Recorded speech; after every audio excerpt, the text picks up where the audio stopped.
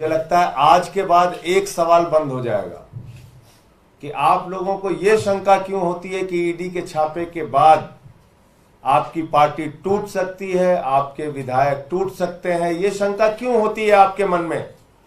यही सवाल हमसे बार बार पूछा जाता था और पहले दिन से भी हमने कहा, एक ही बात कहा कि अरविंद केजरीवाल की गिरफ्तारी के पीछे आम आदमी पार्टी को तोड़ने की मंशा है। अरविंद केजरीवाल जी की गिरफ्तारी के पीछे आम आदमी पार्टी को खत्म करने की मंशा है। ईडी की कार्रवाई के पीछे कोई जांच का उद्देश्य नहीं है, भ्रष्टाचार को उजागर करने का उद्देश्य नहीं है। ईडी की कार्रवाई के पीछे, ईडी के छापे के पीछे, ईडी की जांच के पीछे सिर्फ और सिर्फ आम आदमी पार्टी को तोड़ने का मकसद है। और इसलिए मैं दोहरा रहा हूं इस बात को कि भारतीय जनता पार्टी इस देश की वो आपराधिक पार्टी है जो देश भर में इस प्रकार का गुंडागर्दी का आचरण कर रही है। ईडी सीबीआई का इस्तेमाल करो, विधायकों मंत्रियों को तोड़ो और अपनी पार्टी में शामिल करो। यही काम इन्होंने महाराष्ट्र में किया, अरुणाचल में किया, उत्तराखंड में किया, कर्नाटक में किया, मध्य प्रदेश में किया। लेकिन याद रखना, आज इस वक्त में आम आदमी पार्टी की भी परीक्षा है, एक एक मंत्री और विधायक की भी परीक्षा है कि हम किस रूप में अपने आप को चाहते हैं कि हमें याद किया जाए, बहादुर के रूप में या कायर के रूप में। यह इतिहास दर्ज करेगा कि आप कैसे ऐसी भ्रष्ट पार्टी, ऐसी बेईमान पार्टी, ऐसी गुंडागर्दी मचाने वाली पार्टी जो देश भर में पार्टियों को तोड़ रही है, उस भारतीय जनता पार्टी का मुकाबला ऐसे दौर में आप कैसे करते हैं, यह भी तय होगा।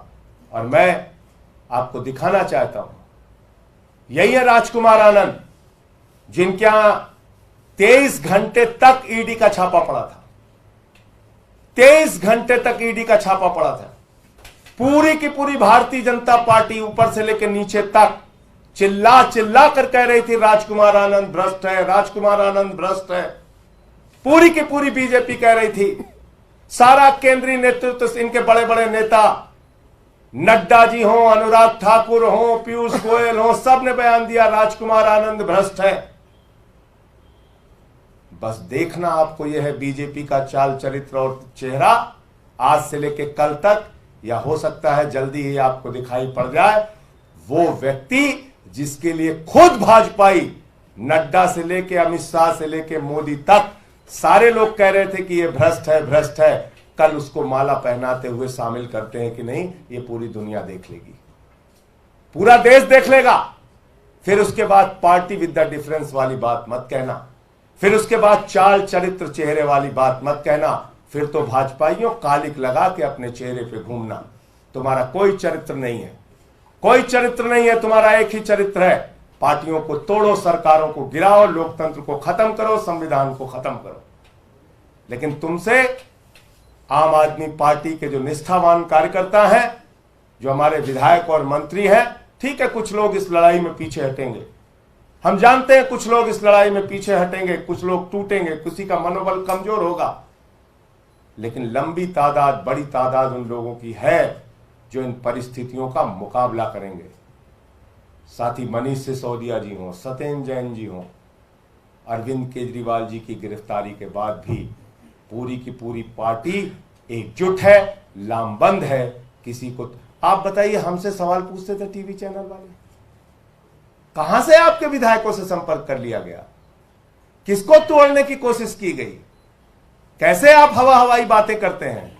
पता चल गया ना कि हम हवा हवाई बातें कर रहे थे, या भाजपा की मंशा यह थी कि केजरीवाल को गिरफ्तार करो और पार्टी को तोड़ो।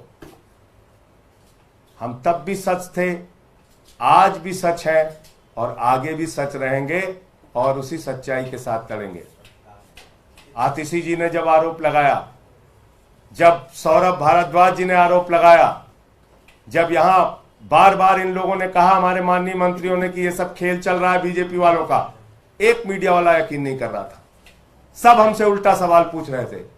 कल जब तस्वीर देखिएगा तो मैं मीडिया के मित्रों से कहना चाहता हूं, इतना साहस जरूर दिखाइएगा कि नड्डा से पूछिएगा कि जिस व्यक्ति से आप कह रहे थे 23 घंटे की ईडी की छापेमारी के बाद कि ये भ्रष्ट है, उसको आज आप कैसे भारतीय जनता पार्टी का पटका पहना रहे हैं? यह सवाल तो बनता है मीडिया के मित्रों। और देखूंगा कल अगर ये बीजेपी में राजकुमार आनंद जी शामिल हो रहे होंगे तो आपकी ओर से ये सवाल पूछने का साहस कौन सा चैनल और कौन सा मीडिया करता है, ये जरूर हम लोग भी देखेंगे, क्योंकि सवाल तो हमसे बार बार पूछे गए। अब ये थोड़ा सा इनका देखिए, जिस दिन छापा पड़ा था,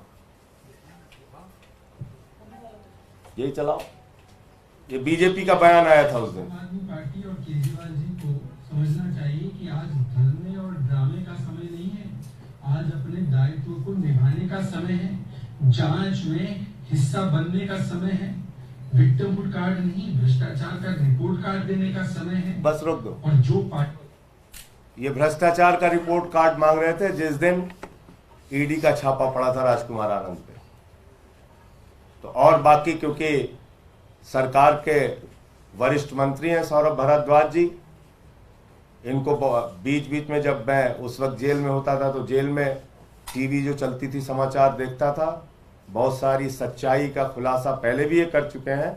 मैं चाहूंगा आपके सामने विस्तार से अपनी बात रखेंगे। संजय जी ने जैसा कहा, आज पार्टी के लिए वो क्षण है जिसमें कहा जाता है कि हमने कहा था, हमने बताया था, बार बार बताया था, अरविंद केजरीवाल जी को गिरफ्तार करने के पीछे पार्टी को तोड़ना और दिल्ली और पंजाब की सरकारों को गिराना ये मंशा है। और ये बार बार अरविंद केजरीवाल जी कह रहे थे। बहुत सारे साथियों को लगेगा कि हमें राजकुमार भाई से आज बहुत नफरत है, हम उनको धोखेबाज कहेंगे, हम उनको बेईमान कहेंगे, हम उनको ऐसा कुछ नहीं कहेंगे। मैं मानता हूं एक परिवार चलाने वाला आदमी, बच्चे हैं, परिवार है, इज्जत है, रिश्तेदार हैं, ऐसे में ईडी पकड़ के ले जाएगी, तिहाड़ में सालों सड़ाया जाएगा, ये सुन के वो डर गए। हर आदमी संजय सिंह नहीं है, मुझे लगता है कि वो डर गए। कई बार पार्टी कोलीग से ये बात कह रहे थे कि जैसे ही थोड़ा एक्टिव होता हूं फोन आ जाता है। इस तरीके से एक दलित समाज से आने वाले एक चुने हुए विधायक, एक दिल्ली के मंत्री को डराया जा रहा है। आप सोचिए आम लोगों की क्या हालत होगी इस देश के अंदर जब ये चुनाव जीत जाएंगे अगर, तो ये क्या करेंगे इस देश का हासिल। थोड़ी राजनीतिक बात भी करूंगा। पटेल नगर एक रिजर्व्ड कॉन्स्टिट्यूएंसी है। ये बात राजकुमार आनंद जानते हैं कि रिजर्व्ड कॉन्स्टिट्यूएंसी के अंदर वो भारतीय जनता पार्टी से लड़ेंगे, बुरी तरह से हारेंगे, तीसरे नंबर पे आएंगे। वे विधायक इसलिए जीते क्योंकि आम आदमी पार्टी की तरफ से लड़े हैं, बहुत साल कई पार्टियों में रहे, उनको पता है क्या हश्र होता है भारतीय जनता पार्टी का। इसके बावजूद उनसे रिजाइन कराया गया, पार्टी से रिजाइन किया, पद से रिजाइन किया, क्योंकि पार्टी से रिजाइन कर दिया तो वो विधायक भी नहीं रहे। कौन आदमी ऐसा करेगा? किसी को पार्टी से अगर दिक्कत भी होगी तो ये कहेगा ठीक है मैं अपना टेन्योर पूरा करता हूं, जनता के बीच में अपनी जगह बनाता हूं, टेन्योर पूरा होगा, पार्टी से रिजाइन करेंगे, जो पार्टी पसंद आएगी उससे लड़ेंगे। ये तो सुसाइड है, ये तो आग में कूदना है। कोई आदमी क्यों सुसाइड कर रहा है? उस आदमी की क्या मजबूरियां बना दी गई? आप सोचिए कितना डराया जा रहा है। आज एक चुने हुए विधायक और एक मंत्री को आज इतना डरा दिया गया कि वो आज रेजिग्नेशन करने के लिए छोटे से किसी कमरे में छुप के प्रेस कॉन्फ्रेंस कर रहा है। आपने देखा ही होगा। मुझे लगता है कि शर्म आनी चाहिए आज भारतीय जनता पार्टी को कि आज उसने इस देश के प्रजातंत्र की वो हालत कर दी है जिस देश का संविधान बाबा साहब अंबेडकर ने लिखा कि इस देश में लोग आजादी से जिएंगे, आजादी से सवाल पूछेंगे, सरकार से सवाल पूछेंगे। उस देश की हालत आज ये कर दी है कि चुने हुए मंत्री जो है इस तरह से रिजाइन कर रहे हैं। बहुत शर्म की बात है। और मुझे लगता है भारतीय जनता पार्टी एक बार तो कामयाब हो गई। मैं अपने साथियों से कहना चाहूंगा, डरना नहीं है। आपके सामने संजय सिंह का उदाहरण है, झूठे मामले में फंसाया गया, 6 महीने रहे जेल के अंदर, मगर देखिए बाहर आए और शेर की तरह दहाड़ रहे।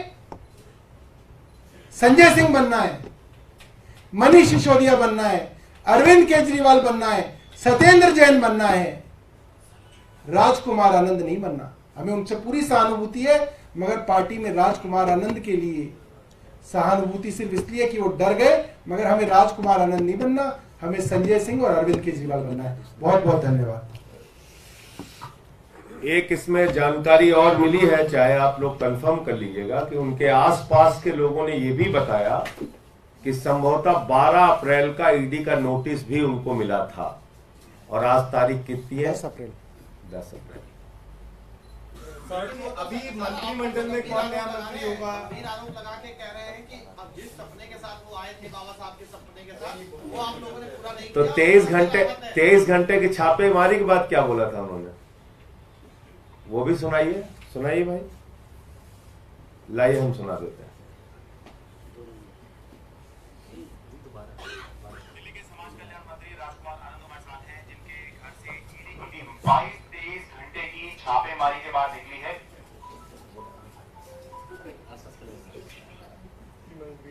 सुबह सुबह ईडी की टीम आ गई थी और शुक्रवार यानी कि आज सुबह ईडी की टीम निकली है। सर बहुत बहुत स्वागत है आपका। 22-23 घंटे ईडी की टीम आपके घर पे रही। तो एक सवाल उठ रहा है, कितनी चर्चा चल रही थी कि 22-23 घंटे में ईडी ने क्या ढूंढ लिया या क्या उनको मिला?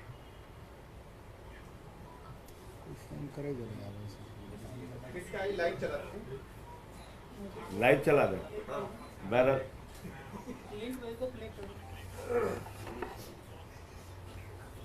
अच्छा, मान नहीं रहा, बहादुर लगातार किए जा रहा है। रुकिए भाई, जरूर सुन के जाइए आप लोग। इतना बढ़िया सवाल आपने पूछा है। बड़े पुराने पत्रकार हैं इसमें। हाँ। अच्छा सौरभ जी, एक टेक्निकल चीज फंसेगी। अभी पहले ये सवाल होने इतनी चीजें मत फंसाओ। इसका फंस रही है ना, इसलिए जो चिंता है उस पर चिंता करो।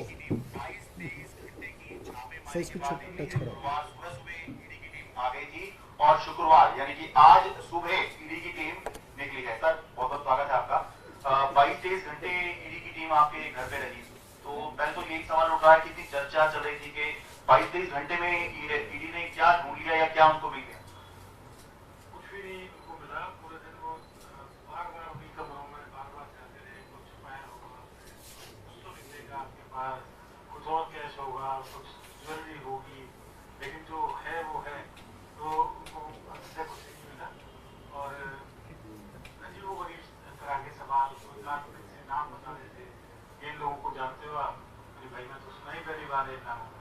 तो इस तरह से वो टाइम किल करते थे और कुछ नहीं। इससे पहले आम आदमी पार्टी के और नेताओं के घर पर या दिल्ली सरकार के और मंत्रियों के घर पर भी ईडी ने कार्रवाई की। तो उसमें हमने देखा कि 6-7 बजे के आसपास जो है ईडी अपनी कार्रवाई करके निकल जाती है। टाइम तो वही होता आने का सुबह का, लेकिन 6-7 बजे निकल जाती है। तो उसके बाद जब 6-7 बजे से रात हो गई तो चर्चा चलने लगी कहीं आप गिरफ्तार तो नहीं हो रहे हैं। तो आपको भी लग रहा था कि गिरफ्तारी आज हो सकती है? हमें भी यही लग रहा था कि 6 बजे तक ये निकल जाएगी और जब उनको उतना लेट हो गए तो भी एक बार लगा। लेकिन आम आदमी पार्टी का आने के बाद अपने नेता अरविंद केजरीवाल जी के साथ रहने के बाद ये सब चीजों से पता था। सुन लिया आपने? तब ये बोल रहे थे 23 घंटे की छापेमारी के बाद ये बोल रहे थे। अब जो सौरभ ने कहा वो बात हो सकती है। और सर वो बेचारे एक स्क्रिप्ट दी हुई थी उनके हाथ में, आपने देखा होगा, एक पर्चा था, वो उस पे पर्चे पे देख देख के पढ़ रहे थे जो उनको कहा गया पढ़ने के लिए। आज की आपने प्रेस कॉन्फ्रेंस उनकी देखी होगी। आप कह रहे हैं बीजेपी ज्वाइन कर लेंगे, बीजेपी माला पे 12 अप्रैल को बुलाया, बोल तो दिया। संजय जी उन्होंने तो मना किया साफ तौर पर। आप कह रहे हैं बीजेपी जाएंगे, वो कुछ दिन लगेंगे सर। कि मैं कहीं नहीं जा रहा हूँ। तो वो जिस दिन जाए उस दिन वो सवाल मेरा वाला जरूर पूछ लीजिएगा आप लोग। नड्डा जी जो भी शामिल कराएगा, चाल, चरित्र और चेहरा, इस पे, और पार्टी विद द डिफरेंस, इस पे सवाल न खाऊंगा न खाने दूंगा पे सवाल, ये सवाल जरूर पूछ लीजिएगा कि भाई इनके यहाँ तो 23 घंटे का छापा मारा, और जब छापा मारा तो मोदी जी भी बोले और नड्डा जी भी बोले और अनुराग ठाकुर भी बोले, और यहाँ के प्रदेश अध्यक्ष जी क्या नाम उनका, सचदेवा जी, वीरेंद्र सचदेवा जी भी बोले और तिवारी जी भी बोले, सब बोले। तो ऐसे ही व्यक्ति को आप अपनी पार्टी में शामिल क्यों करें, जिस दिन भी करें, मैं अभी की बात नहीं कर रहा हूँ, मेरा वो सवाल जरूर पूछिए। संजय जी, राजकुमार आनंद ने कोई शिकायत की थी क्या पार्टी से कभी अपने पद अभी को 2 घंटे पहले तो मेरा खुद का वीडियो उन्होंने ट्वीट किया है। अब मैं कैसे जान रहा हूँ, 2 घंटे पहले 2:42 पे जैसे वो बॉक्सर साहब का जो है रात में सोने के बाद सुबह हृदय पर, तो राजकुमार आनंद जी ने अभी 2 घंटे पहले मेरा खुद का वीडियो ट्वीट किया। इसलिए जो सौरभ ने कहा कि सहानुभूति हो सकती है, परिवार है उनका, हो सकता है दबाव न झेल पाए हो, लेकिन ऐसे ही वक्त में बहादुरों की परीक्षा होती है, और आपके ऊपर जब संकट की घड़ी है तभी आपकी बहादुरी का परिचय होता है। तो अब आपको तय करना है कि किस तरह से देखें। बता रहे थे कि आपने अनरिजर्व सीट पर जो है एक दलित को टिकट दे दिया और खड़ा कर दिया लोकसभा चुनाव में, यहाँ तो आप ही ये कह रहे हैं कि दलितों को आप लोग सम्मान नहीं करते। उन्होंने कहा दलितों को शामिल कर लेते, फिर कॉर्नर मीटिंग होती रहती है, बुलाया नहीं। भारत के अंदर आजादी के बाद पहली सरकार है जिसने बाबा साहब का संविधान अपने स्कूलों में पढ़ाने का निर्णय लिया, और हर जगह सर फोटो, हर जगह फोटो हमारे सरकारी दफ्तरों में बाबा साहब की, और अनरिजर्व पे रिजर्व आदमी, अनरिजर्व पे रिजर्व, अकेले यही नहीं, कई स्टेट्स के चुनाव में हमने ये दिया। और दूसरी बात ये है कि एक चीज बताइए, शिक्षा फ्री, स्वास्थ्य फ्री, बिजली फ्री, पानी फ्री, बस की यात्रा फ्री, इसका लाभ सबसे ज्यादा किसको होता है, समाज के वंचित तबके को इसका सबसे ज्यादा लाभ होता है। इसलिए ये बात कहना तो स्क्रिप्टेड हो सकता है, वो मैं मानता हूं, जो बता रहे थे कि कुछ लिख के दिया गया उनको, तो उसके नाते, और वैसे भी हम लोगों से बातचीत में तो बराबर उन्होंने पार्टी की तारीफ ही की और ये कहा कि नहीं, ये पार्टी बाबा साहब के रास्ते पे चल रही है।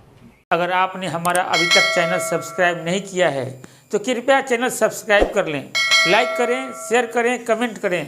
तो मिलते हैं फिर किसी और खबरों के साथ। नमस्कार।